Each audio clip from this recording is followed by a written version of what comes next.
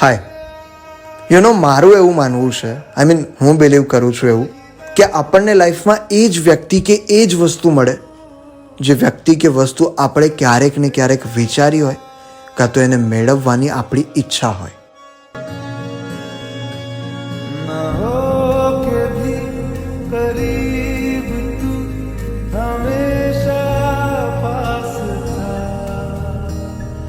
આઈ નો તું કેટલા દિવસથી આ દિવસની રાહ જોતી હતી and finally happy birthday my sweet heart.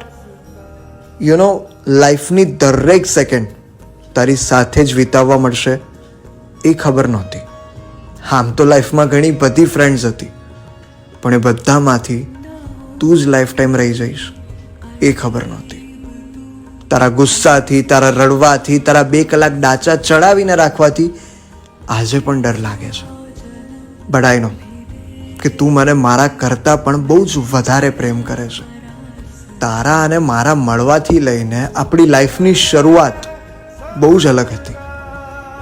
But કદાચ કુદરતને પણ આ જ જરૂર હતી. અરે તારી સામે હું શું કહું તારા માટે, because I don't have any words for you. બસ એટલું જ કહેતા આવડે છે અને એટલું જ કહેતા આવડ્યું છે, બસ એક તું જ. એન્ડ આ કહેવામાં મને એટલી ખુશી મળે છે બિકોઝ તું જ હતી, તું જ છે અને તું જ રહીશ હંમેશા.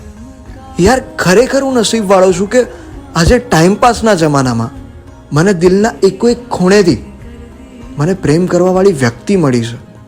લાઈફમાં ઘણા બધા અપ્સ એન્ડ ડાઉન્સ આવશે, but I promise to you કે બધા જ તું અને હું સાથે લઈને જીવીશું.